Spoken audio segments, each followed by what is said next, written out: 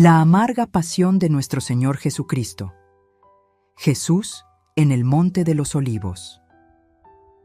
Cuando Jesús, después de instituido el Santísimo Sacramento del altar, salió del cenáculo con los una vez apóstoles, su alma estaba turbada y su tristeza se iba aumentando.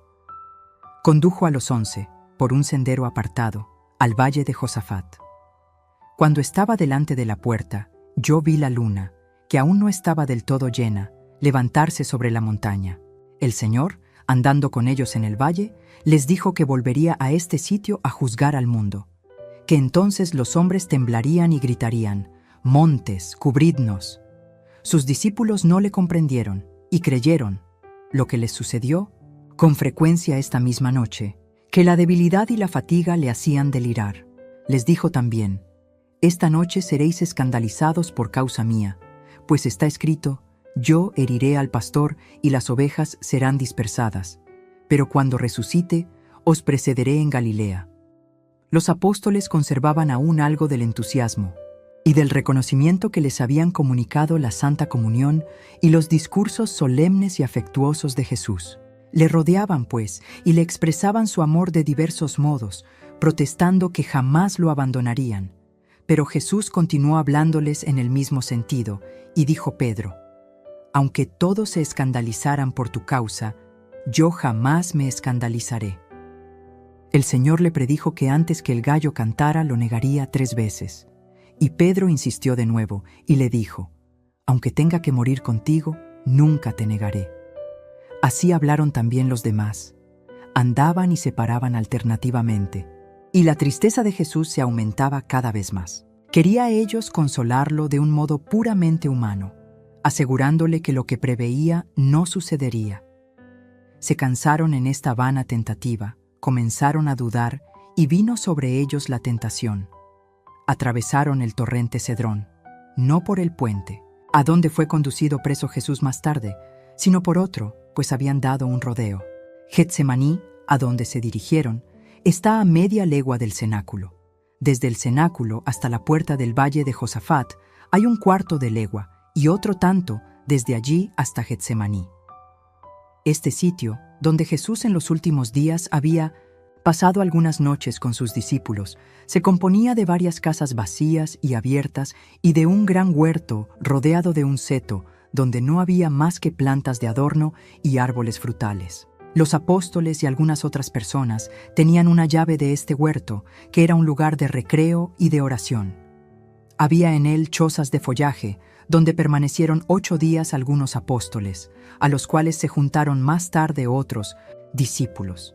El huerto de los olivos estaba separado del de Getsemaní por un camino.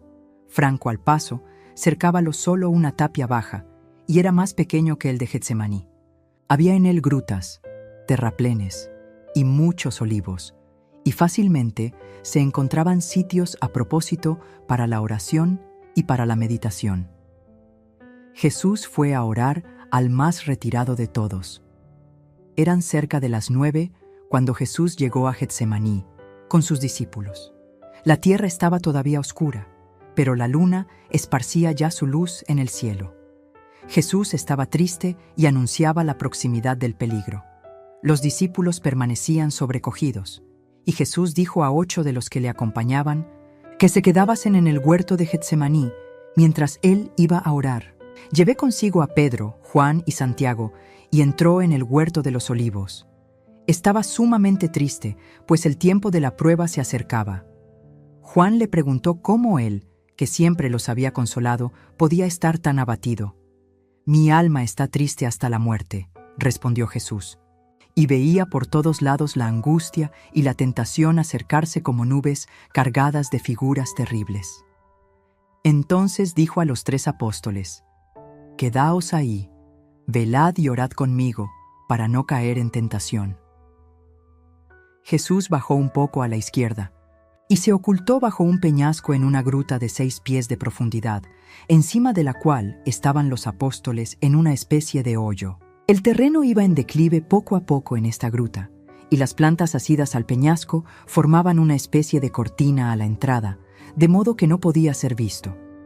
Cuando Jesús se separó de los discípulos, vi a su alrededor un círculo de figuras horrendas que lo estrechaban cada vez más. Su tristeza y su angustia se aumentaban. Penetró temblando en la gruta para orar, como un hombre que busca abrigo contra la tempestad.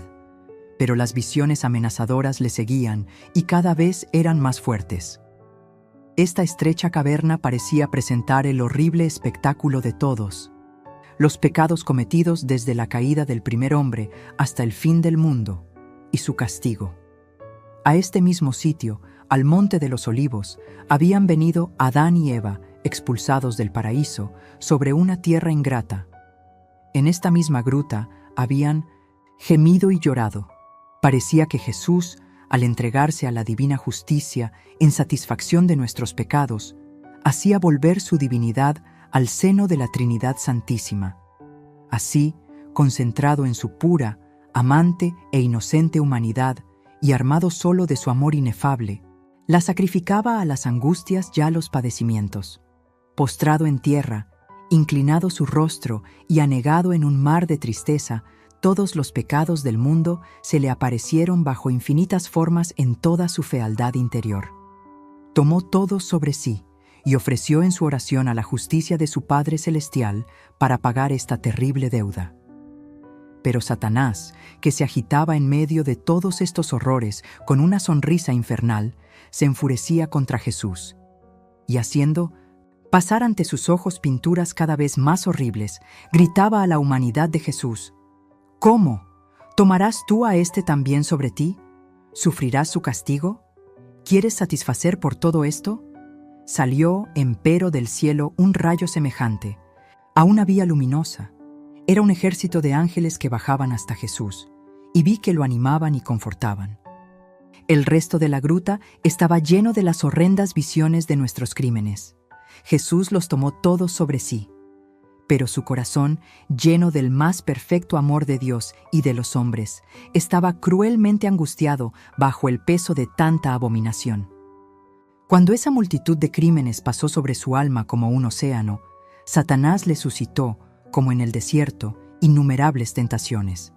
Se atrevió a presentar contra el Salvador una serie de acusaciones, diciéndole: ¿Cómo?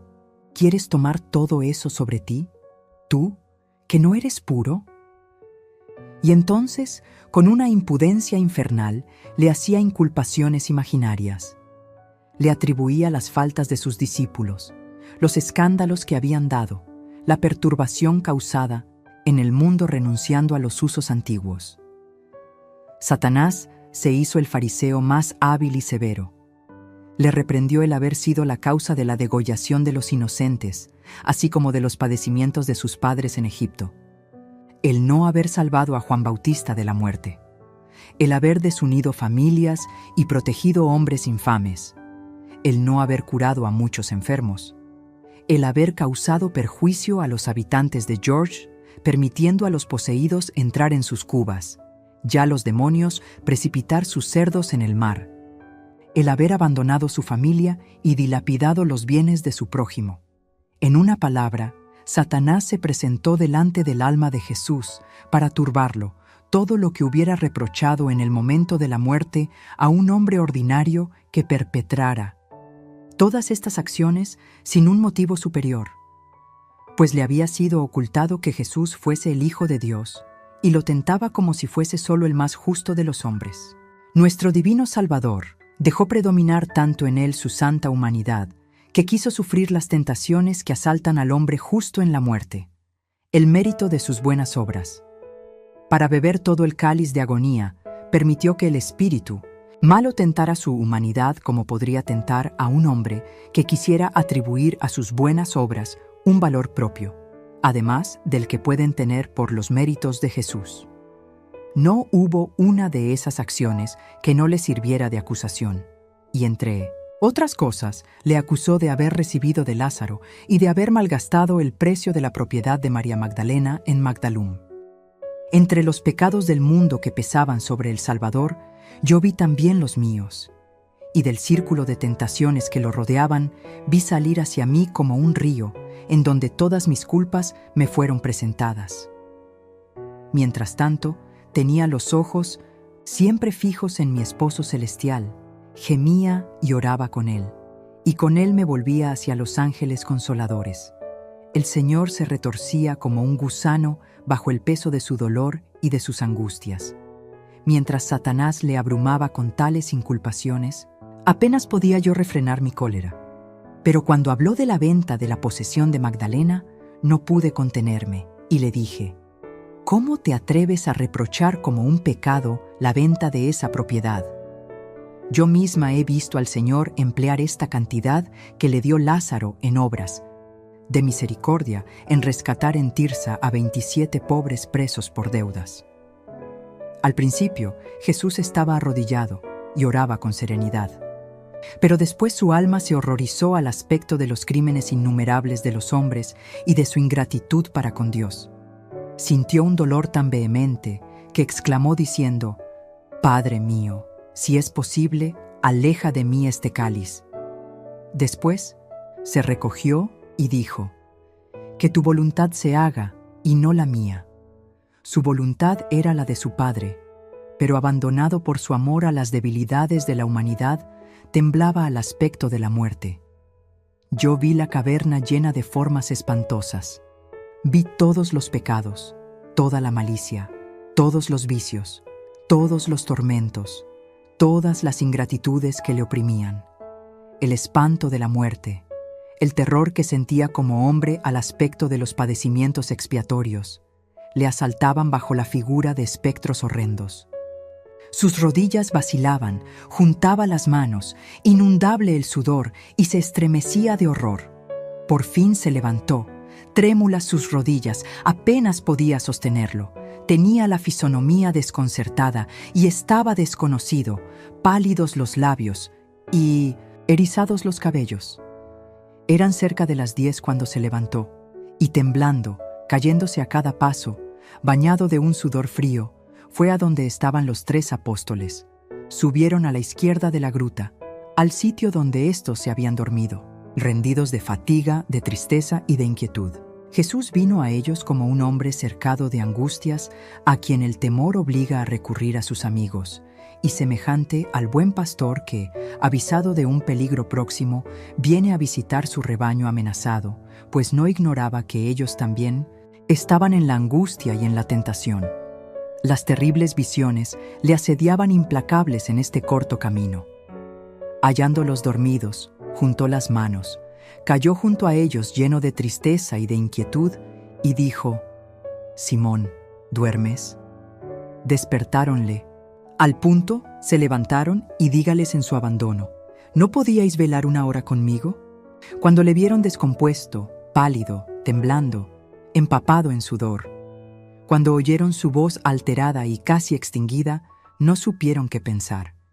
Y si no se les hubiera aparecido rodeado de una luz radiante, lo hubieran desconocido. Juan le dijo: «Maestro, ¿qué tienes? ¿Debo llamar a los otros discípulos? ¿Debemos huir?». Jesús respondió: «Si viviera, enseñara y curara todavía 33 años, no bastarían para cumplir lo que tengo que hacer de aquí a mañana. No llames a los otros 8. Helos dejado allí, porque no podrían verme en esta miseria sin escandalizarse. Caerían en tentación, olvidarían mucho y dudarían de mí, porque verían al Hijo del Hombre transfigurado, y también en su oscuridad y desamparo. Pero velad y orad para no caer en la tentación, porque el espíritu está pronto, pero la carne es débil». Quería así excitarlos a la perseverancia y anunciarles la lucha de su naturaleza humana contra la muerte y la causa de su debilidad. Les habló todavía en su tristeza, y estuvo cerca de 1/4 de hora con ellos. Volvió a la gruta, creciendo siempre su angustia. Ellos extendían las manos hacia él, lloraban, se echaban en los brazos los unos de los otros, y se preguntaban: «¿Qué tiene? ¿Qué le ha sucedido?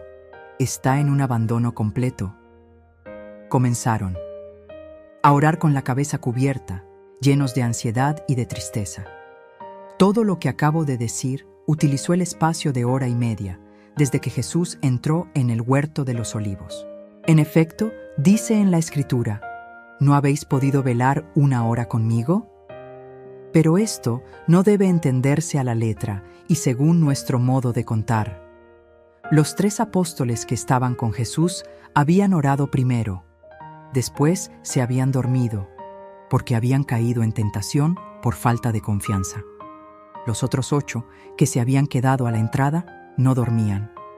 La tristeza que encerraban los últimos discursos de Jesús los había puesto en gran desasosiego.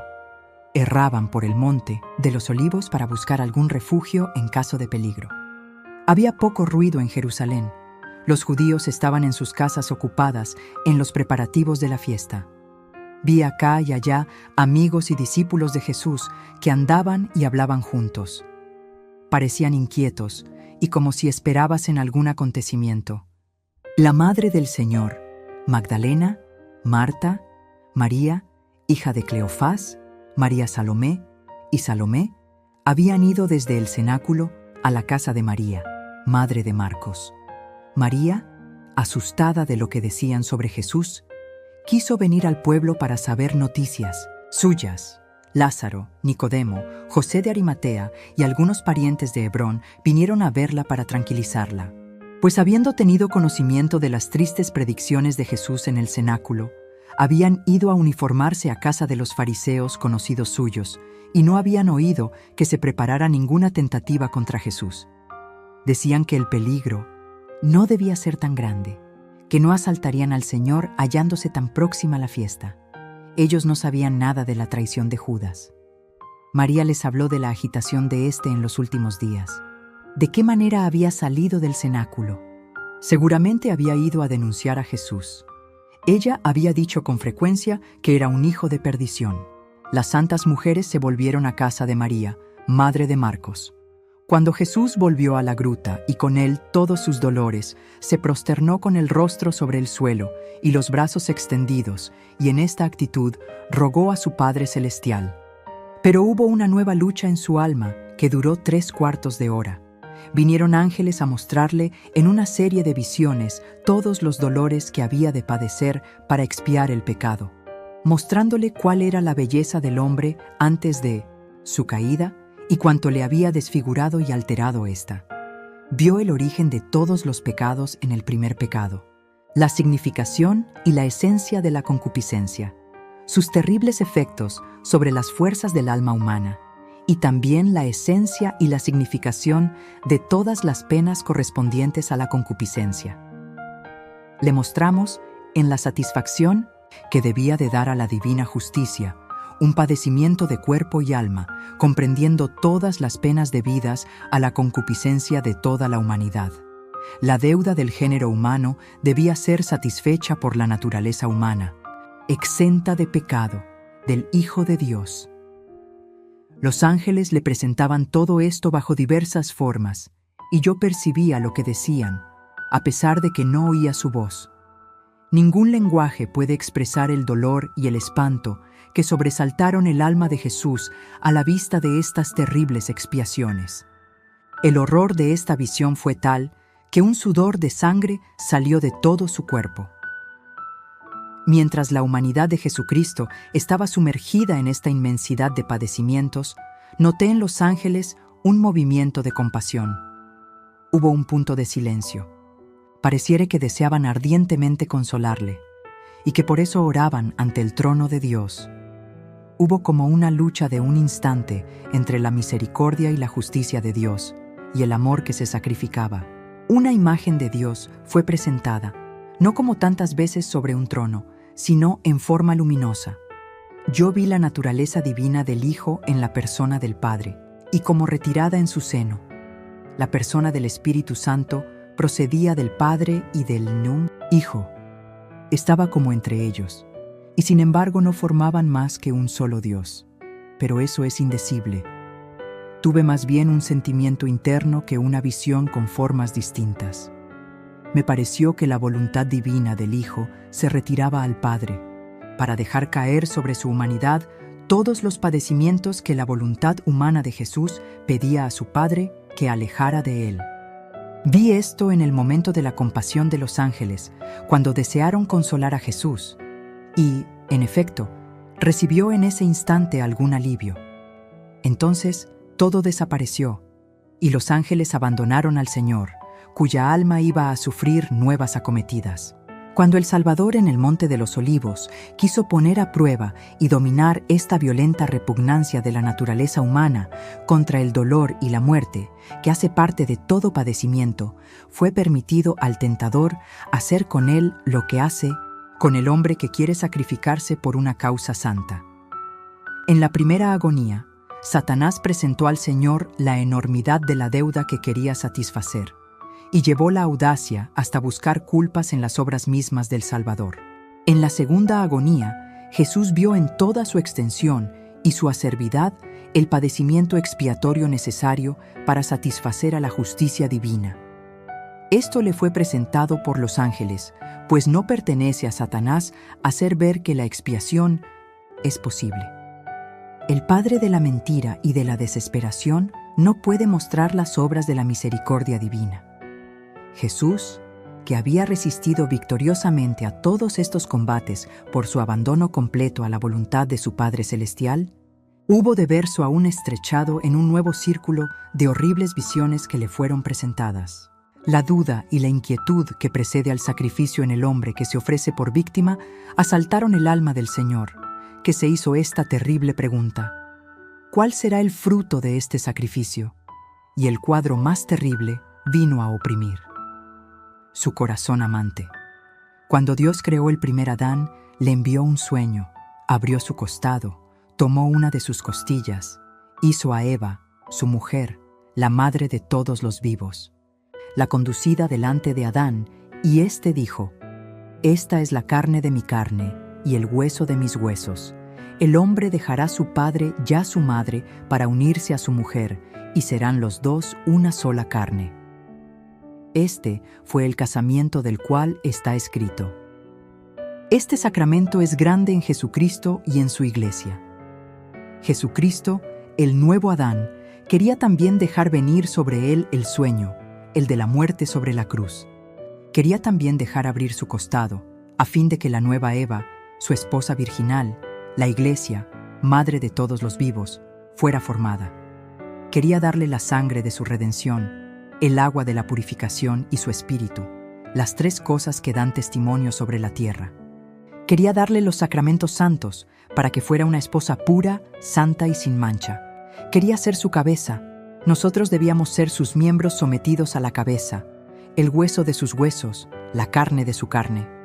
Al tomar la naturaleza humana, para sufrir la muerte por nosotros, dejó también a su padre y a su madre, y se unió a su esposa, la Iglesia. Se ha hecho una sola carne con ella, alimentándola con el santísimo sacramento del altar, en donde se une continuamente con nosotros. Quería estar en la tierra con la Iglesia hasta que fuésemos todos reunidos con ella por medio de él, y ha dicho: las puertas del infierno no prevalecerán contra ella. A fin de ejercer este amor inconmensurable para los pecadores, el Señor se hizo hombre y hermano de estos mismos pecadores, para tomar sobre sí el castigo debido a todos sus crímenes. Había visto con grande tristeza la inmensidad de esta deuda y la de los padecimientos que debían satisfacer por ella, y sin embargo se había abandonado gustoso, como víctima expiatoria, a la voluntad de su Padre. Pero ahora veía los combates, las heridas y los dolores de su esposa celestial. Vio, en fin, la enorme ingratitud de los hombres. Apareciéronse a los ojos de Jesús todos los padecimientos futuros de sus apóstoles, de sus discípulos y de sus amigos. Vio a la Iglesia primitiva tan pequeña, y a medida que iba creciendo, vio las herejías y los sistemas asaltarla en ruda irrupción y renovar la primera caída del hombre por el orgullo y la desobediencia. Vio la frialdad, la corrupción y la malicia de un número infinito de cristianos, la mentira y la astucia de todos los doctores orgullosos, los sacrilegios de todos los sacerdotes viciosos, las funestas consecuencias de todos estos actos, la abominación y la desolación en el reino de Dios, en el santuario de esta ingrata humanidad que Él quería rescatar con su sangre al precio de padecimientos indecibles. Vio los escándalos de todos los siglos hasta nuestro tiempo y hasta el fin del mundo, todas las formas del error, del fanatismo furioso y de la malicia. Todos los apóstatas, los herejes, los reformadores con la apariencia de santos, los corruptores y los corrompidos lo ultrajaban y lo atormentaban como si a sus ojos no hubiera sido bien crucificado, no habiendo sufrido como ellos lo entendían o se lo imaginaban, y todos rasgaban el vestido inconsútil de la iglesia. Muchos lo maltrataban, lo insultaban, lo renegaban. Muchos, al oír su nombre, alzaban los hombros y meneaban la cabeza en señal de desprecio.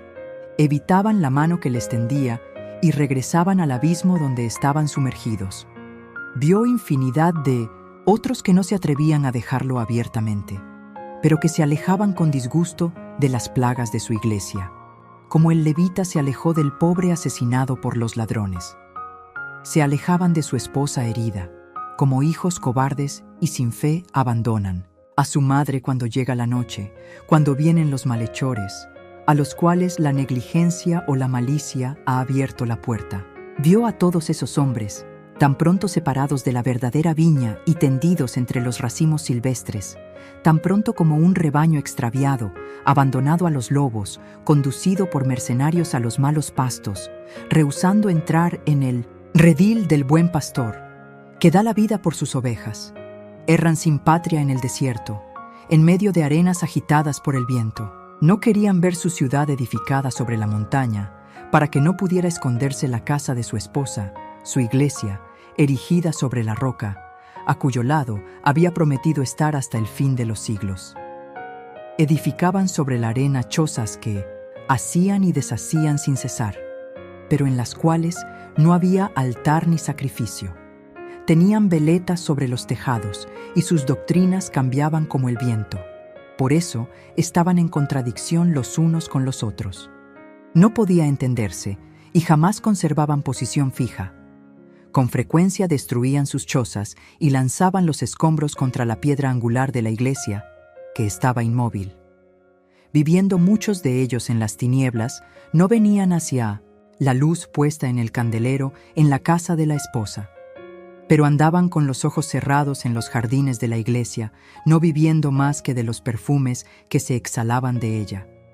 Tendían los brazos hacia ídolos nebulosos y seguían a los astros errantes que los conducían a pozos sin agua. En el borde del precipicio no querían escuchar a la esposa que los llamaban y, devorados por el hambre, se reían con insultante piedad de los servidores y de los mensajeros que los convidaban al festín nupcial. No querían entrar en el jardín, pues temían las espinas del seto. Satisfechos de sí mismos, no tenían ni trigo para el hambre, ni vino para la sed. Y ofuscados, con su propia luz, apellidaban invisible a la iglesia del Verbo humanado.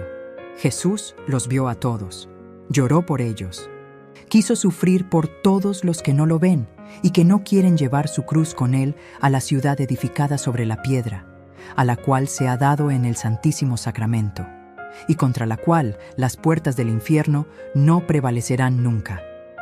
En estas pinturas dolorosas que pasaban delante del alma de Jesús, vía a Satanás que le arrancaba con violencia para ahogarlos, una multitud de hombres rescatados con su sangre y ungidos con su sacramento. El Salvador vio con amargo dolor toda la ingratitud, toda la corrupción de los cristianos de todos los tiempos. Todas estas apariciones en que la voz del tentador repetía sin cesar, ¿quieres tú sufrir por estos ingratos?, venían sobre Jesús con tanta impetuosidad que una angustia indecible oprimía su humanidad. Jesucristo, el Hijo del Hombre, luchaba y juntaba las manos. Caía como abrumador sobre sus rodillas y su voluntad humana libraba un combate tan terrible contra la repugnancia de sufrir tanto por una raza tan ingrata, que el sudor de sangre caía de su cuerpo a gotas sobre el suelo. En medio de su abandono, miró alrededor como para encontrar socorro, y pareció tomar al cielo, la tierra y los astros del firmamento por testigos de sus padecimientos. Jesús elevó la voz y dio gritos dolorosos. Los 3 apóstoles se despertaron, escucharon y quisieron ir hacia él, pero Pedro detuvo a los otros 2 y dijo: «No os mováis, yo voy a él». Lo vi correr y entrar en la gruta exclamando: «Maestro, ¿qué tienes?». Y se quedó temblando, a la vista de Jesús ensangrentado y aterrorizado. Jesús no le respondió y no hizo caso de él.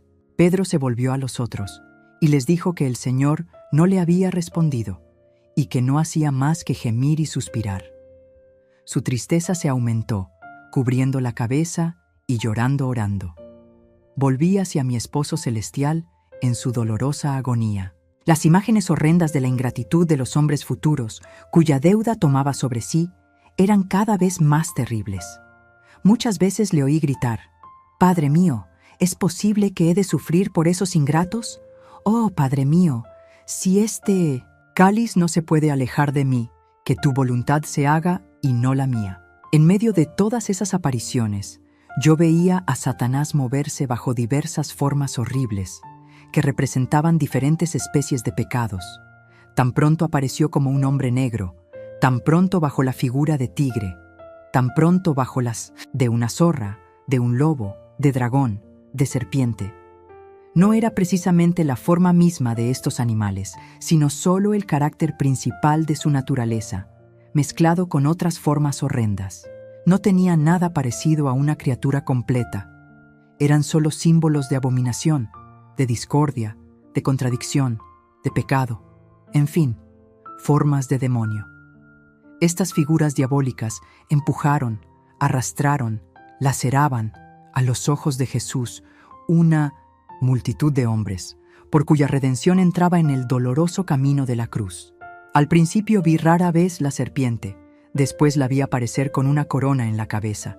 Su tamaño era monstruoso, su fuerza parecía desmedida, y llevaba contra Jesús innumerables legiones de todos los tiempos, de todas las razas. Armadas, de toda especie de instrumentos de destrucción, combatían alguna vez las unas contra las otras, y después se regresaban contra el Salvador con rabia. Era un horrible espectáculo, pues lo llenaban de ultrajes, de maldiciones, lo herían, lo golpeaban. Sus armas, sus espadas, sus palos iban y venían sin cesar, cayendo sobre el grano de trigo celeste, descendido sobre la tierra para morir, a fin de alimentar eternamente a todos los hombres con el pan de vida. En medio de esas legiones furiosas, de las cuales algunas me parecían compuestas de ciegos, Jesús estaba herido como si realmente hubiera experimentado sus golpes. Vacilante en extremo, tan pronto se levantaba como caía. Y la serpiente, en medio de esa multitud que gritaba sin cesar contra Jesús, batía acá y allá con su cola, desollando a todos los que derribaba. Entonces me fue revelado que estos enemigos del Salvador eran los que maltrataban a Jesucristo, cuya presencia es real en el Santísimo Sacramento. Reconocí entre ellos todas las especies de profanadores de la Sagrada Eucaristía. Yo vi con horror todos esos ultrajes, desde la irreverencia, la negligencia, la omisión, hasta el desprecio, el abuso y el sacrilegio. Desde la adhesión a los ídolos del mundo, a las tinieblas y a la falsa ciencia, hasta el error, la incredulidad, el fanatismo y la persecución. Vi entre esos hombres a ciegos, paralíticos, sordos, mudos y aún niños. Ciegos que no querían ver la verdad, paralíticos que no querían andar con ella, sordos que no querían oír sus avisos y amenazas, mudos que no querían combatir por ella con la espada de la palabra, niños perdidos por causa de padres o maestros mundanos y olvidados de Dios, mantenidos con deseos terrestres, llenos de una vana sabiduría y alejados de las cosas divinas. Entre estos últimos, cuya vista me afligió más porque Jesús amaba a los niños, vi muchos de estos de coro, irreverentes, que no honraban a Jesucristo en las santas ceremonias en las que toman parte. Vi con espanto muchos sacerdotes, algunos reputados como llenos de piedad y de fe, maltratar también a Jesucristo en el Santísimo Sacramento. A muchos vi que creían y enseñaban la presencia de Dios vivo en el Santísimo Sacramento, pero no, lo tomaban con bastante calor y eficacia, pues olvidaban y descuidaban el palacio, el trono, lugar de Dios vivo, es decir, la iglesia, el altar, el tabernáculo, el cáliz, la custodia, los ornamentos, en fin, todo lo que sirve al uso y al decoro de la iglesia de Dios. Todo estaba abandonado, todo se perdía en el polvo y la inmundicia, y el culto divino estaba, si no profanado interiormente, a lo menos deshonrado en lo exterior. Todo eso no era el fruto de una pobreza verdadera, sino de la indiferencia, de la pereza, de la preocupación de vanos intereses terrestres y algunas veces del egoísmo y de la muerte interior. Pues vi negligencias iguales en iglesias ricas, o a lo menos acomodadas. Vi otras muchas a donde un lujo mundano había reemplazado los magníficos ornamentos de una época más piadosa. Muchas veces los pobres estaban mejor asistidos en sus chozas que el Señor del cielo y de la tierra en su iglesia. ¡Ah! ¿Cuánto contribuía a Jesús la inhospitalidad de los hombres, después de haberles dado a ellos como alimento? Seguramente que no se necesita ser rico para recibir al que recompensa centuplicada un vaso de agua dado en su nombre al que tiene sed. Pero él, que tiene tanta sed de nosotros, ¿no tiene derecho a quejarse cuando el vaso es impuro y el agua corrompida?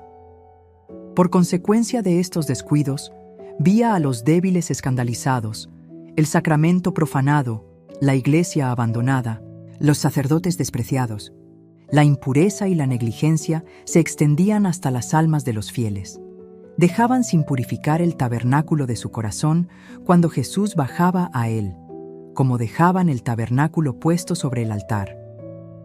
Aunque hablara un año entero, no podría contar todas las afrentas hechas a Jesús en el Santísimo Sacramento que supe de esta manera. Vi a los autores de ellas asaltar al Señor y herirlo con diversas armas, según la diversidad de sus ofensas.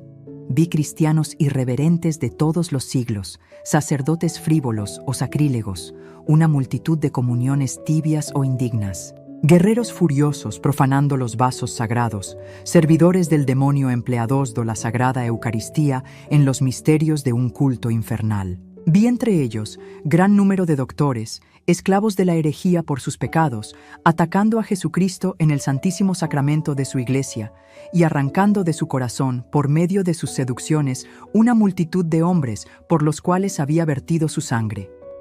¡Qué espectáculo tan doloroso! Yo veía a la iglesia como el cuerpo de Jesús y una multitud de hombres que se separaban de ella y que rasgaban y arrancaban pedazos enteros de su carne viva.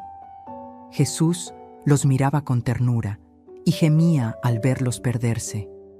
El que se había dado a nosotros por alimento en el Santísimo Sacramento, a fin de juntar en un solo cuerpo, el de la iglesia su esposa, a los hombres separados y divididos a lo infinito, se veía despedazado en ese mismo cuerpo, pues su principal obra de amor, la Eucaristía, a donde todos los hombres debían consumirse en la unidad, se convertía, por la malicia de los falsos doctores, en piedra de choque y de separación.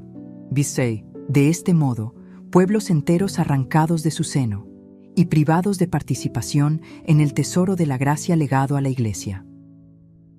Por fin, vi todos los que estaban separados de ella, sumergidos en la incredulidad, la superstición, la herejía, la falsa filosofía mundana, llenos de furor, reunidos en grandes bandos para atacar a la iglesia, excitados por la serpiente que se agitaba en medio de ellos.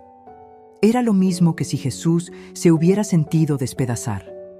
Yo estaba tan llena de horror y de espanto que una aparición de mi esposo celestial me puso misericordiosamente la mano sobre el corazón, diciéndome estas palabras: «Nadie ha visto eso todavía, y tu corazón se partiría de dolor si yo no lo sostuviera». Vi las gotas de sangre caer sobre la pálida faz del Salvador. Sus cabellos estaban pegados y erizados sobre su cabeza, y su barba ensangrentada y en desorden, como si la hubieran querido arrancar. Después de la visión de que acabo de hablar, huyó fuera de la caverna y volvió hacia los discípulos. Mas su modo de andar era como el de un hombre cubierto de heridas y que, cargado con una mole inmensa, tropezaba a cada paso. Cuando vino a los apóstoles, no estaban estos acostados para dormir como la primera vez. Tenían la cabeza cubierta, doblegados sobre las rodillas, en la misma posición que tiene la gente de ese país cuando está de luto o quiere orar. Quedáronle, traspuestos, vencidos por la tristeza y la fatiga. Jesús, temblando y gimiendo, se acercó a ellos y se despertó. Pero cuando a la luz de la luna lo vieron delante, de pie, con la cara pálida y ensangrentada, el pelo en desorden y los ojos cansados, no lo reconocieron de pronto, pues estaba muy desfigurado. Al verle juntar las manos, se levantaron, lo tomaron por los brazos, lo sostuvieron con amor, y él les dijo con tristeza que lo matarían al día siguiente, que lo prenderían dentro de 1 hora, que lo llevarían ante un tribunal, que sería maltratado, azotado y entregado a la muerte más cruel. Les rogó que consolasen a su madre y también a Magdalena. No le respondieron, pues no sabían qué decir. Tal sorpresa les había causado su presencia y sus palabras, hasta creían que estaba delirando. Cuando quiso volver a la gruta, no tuvo fuerza para andar. Juan y Santiago lo condujeron y volvieron cuando entró en ella. Eran las 11:15, poco más o menos. Durante esta agonía de Jesús, vi a la Virgen Santísima llena de tristeza y de amargura en la casa de María Madre, de Marcos. Estaba con Magdalena y María en el jardín de la casa, encorvada sobre una piedra y apoyada sobre sus rodillas. Muchas veces perdí el conocimiento, pues vio interiormente muchas cosas de la agonía de Jesús. Había enviado un mensajero a sable de él, y no pudiendo esperar su vuelta, se fue inquieta con Magdalena y Salomé hasta el valle de Josafat. Iba cubierta con un velo, y con frecuencia extendía sus brazos hacia el monte de los Olivos, pues veía en espíritu a Jesús bañado, de un sudor de sangre, y parecía que con sus manos extendidas quería limpiar el rostro de su hijo. Vi estos impulsos de su alma ir hasta Jesús, que se acordó de su madre, y la miró como para pedirle socorro. Vi esta comunicación entre ambos, bajo la forma de rayos que iban del uno al otro. El Señor se acordó también de Magdalena, y tuvo piedad de su dolor, y por eso recomendó a los discípulos que la consolasen, pues sabía que su amor era el más grande después de su madre, y había visto que sufría mucho por él, y que no le volvería a ofender jamás. En aquel momento los 8 apóstoles vinieron a la choza de follaje de Getsemaní, conversaron entre sí, y acabaron por dormirse. Estaban perplejos, sin ánimo y atormentados por la tentación. Cada uno había buscado un sitio en donde poderse refugiar y se preguntaban con inquietud: ¿qué haremos nosotros cuando le hayan hecho morir? Lo hemos dejado todo por seguirle. Somos pobres y desechados de todo el mundo. Nos hemos dado enteramente a él, y ahora está tan abatido que no podemos encontrar en él ningún consuelo. Los otros discípulos habían andado errantes de una parte a otra, y habiendo sabido algo de las espantosas profecías de Jesús, se habían retirado los más a Betfagé. Vi a Jesús orando todavía en la gruta, que luchaba contra la repugnancia de su naturaleza humana y abandonándose a la voluntad de su Padre. Aquí el abismo se abrió delante de él, y los primeros grados del limbo se le presentaron. Vi a Adán y a Eva, los patriarcas, los profetas, los justos, los parientes de su madre y Juan Bautista, esperando su llegada al mundo inferior, con un deseo tan violento que esta vista fortificó y animó su corazón lleno de amor. Su muerte debía abrir el cielo a estos cautivos. Cuando Jesús hubo mirado con profunda emoción estos santos del mundo antiguo, los ángeles le presentaron todas las legiones de los bienaventurados futuros que, juntando sus combates a los méritos de su pasión, debían unirse por medio de él al Padre Celestial. Era esta una visión bella y consoladora. Vio la salvación y la santificación saliendo como un río inagotable del manantial de redención, abierto después de su muerte. Los apóstoles, los discípulos, las vírgenes y las mujeres, todos los mártires, los confesores y los ermitaños, los papas y los obispos, una multitud de religiosos, en fin, todo el ejército de los bienaventurados se presentó a su vista. Todos llevaban una corona sobre la cabeza, y las flores de la corona diferían de forma, de color, de olor y de virtud, según la diferencia de los padecimientos, de los combates, de las victorias con que habían adquirido la gloria eterna. Toda su vida y todos sus actos, todos sus méritos y toda su fuerza, como toda la gloria de su triunfo, venían únicamente de su unión con los méritos de Jesucristo. La acción y la influencia recíprocas que todos esos santos ejercían unos sobre otros, el modo como participaban de la única fuente, del Santísimo Sacramento y de la pasión del Señor, ofrecían un espectáculo tierno y maravilloso. Nada en ellos parecía casual. Sus obras, su martirio, sus victorias, su apariencia y sus vestidos, todo, aunque bien diverso, se confundía en una armonía y unidad infinitas. Y esta unidad en la diversidad era producida por rayos de un sol único, por la pasión del Señor, del Verbo hecho hombre, en quien estaba la vida, luz de los hombres, que brilla en las tinieblas y que las tinieblas no han comprendido. Era la comunión de los santos futuros que pasaba ante el Espíritu del Salvador, el cual estaba entre los deseos de los patriarcas y el ejército triunfante de los bienaventurados futuros. Estas dos muchedumbres, completándose la una a la otra, rodeaban el corazón amante del Redentor como una corona. Este espectáculo tierno dio al alma de Jesús un poco de alivio y de fuerza.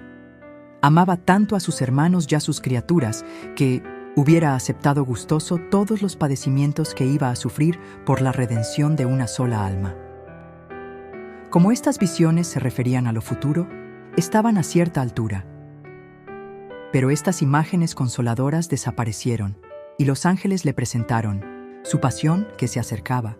Vi todas las escenas presentarse delante de él, desde el beso de Judas hasta las últimas palabras sobre la cruz. Yo vi allí todo lo que veo en mis meditaciones de la pasión. La traición de Judas, la huida de los discípulos, insultos delante, de Anás y de Caifás, la apostasía de Pedro, el tribunal de Pilatos, los denuestos de Herodes, los azotes, la corona de espinas, la condenación a muerte, el camino de la cruz, el sudario de la Verónica, la crucifixión, los ultrajes de los fariseos, los dolores de María, de Magdalena y de Juan, la abertura del costado.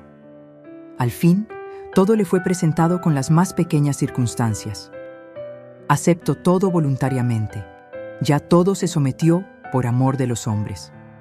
Vio y sintió también el dolor actual de su madre, a quien la unión interior con sus padecimientos había hecho caer sin sentidos en los brazos de sus amigas. Al fin de las visiones sobre la pasión, Jesús cayó sobre su rostro como un moribundo. Los ángeles desaparecieron. El sudor de sangre corrió con más abundancia y atravesó sus vestidos. La más profunda oscuridad reinaba en la gruta. Yo vi un ángel bajar hacia Jesús. Era mayor, mucho más parecido a un hombre que los que había visto antes. Estaba vestido como un sacerdote y traía en sus manos un pequeño cáliz semejante al de la cena. En la boca de este cáliz se veía una cosa ovalada del horrible de un haba que esparcía una luz rojiza. El ángel, sin bajar hasta el suelo, extendiendo la mano derecha hacia Jesús, que se enderezó, le metió en la boca este alimento misterioso y le dio de beber en el pequeño cáliz luminoso. Después de desaparecer, habiendo Jesús aceptado libremente el cáliz de sus padecimientos y recibido nueva fuerza, estuvo todavía algunos minutos en la gruta en meditación tranquila, dando gracias a su Padre Celestial. Estaba todavía afligido, pero confortado naturalmente, hasta el punto de poder ir al sitio donde estaban los discípulos, sin caerse y sin sucumbir bajo el peso de su dolor. Estaba pálido, como siempre, pero su paso era firme. Habíase limpiado la cara con un sudario y compuesto los cabellos que le caían sobre las espaldas empapados en sangre. Cuando Jesús llegó a sus discípulos, estaban estos acostados, como la primera vez. Tenían la cabeza cubierta y dormían. El Señor les dijo que no era tiempo de dormir, que debían despertarse y orar. Ved aquí la hora en que el Hijo del Hombre será entregado en manos de los pecadores, les dijo. Levantaos y andemos. El traidor está cerca. más le valdría no haber nacido. Los apóstoles se levantaron asustados, mirando alrededor con inquietud. Cuando se serenaron un poco, Pedro dijo con animación: «Maestro, voy a llamar a los otros para que te defendamos». Pero Jesús le mostró a cierta distancia del valle, del lado opuesto del torrente de Cedrón, una tropa de hombres armados, que se acercaban con faroles, y le dijo que uno de ellos le había denunciado. Les habló todavía con serenidad. Les recomendó consolar a su madre y les dijo: «Vamos a su encuentro. Me entregaré sin resistencia en manos de mis enemigos». Entonces salió del huerto de los olivos con sus 3 discípulos y vino al encuentro de los soldados en el camino que estaba entre aquel y Getsemaní. Cuando la Virgen Santísima volvió en sí entre los brazos de Magdalena y de Salomé, algunos discípulos que habían visto cerca de los soldados vinieron a ella y la llevaron a casa de María, madre de Marcos. Los soldados tomaron un camino más corto que el que había seguido a Jesús viniendo del cenáculo. La gruta en que Jesús acababa de orar no era la misma donde tenía costumbre de hacerlo en el Monte de los Olivos. Iba ordinariamente a otro, más lejos, en donde un día, después de haber maldecido a la higuera estéril, había orado en suma aflicción, extendidos los brazos y recostado sobre una piedra. Las huellas de su cuerpo y de sus manos quedaron estampadas en la piedra y fueron veneradas más tarde. Pero ya no se sabía en qué ocasión hubo de verificarse este prodigio. He visto muchas veces semejantes signos sobre la piedra, sea de profetas del Antiguo Testamento, sea de Jesús o de María, o de algunos apóstoles. He visto también los de Santa Catalina de Alejandría sobre el monte Sinaí. No eran muy profundos, se parecían a los que quedaban apoyando la mano sobre una pasta espesa.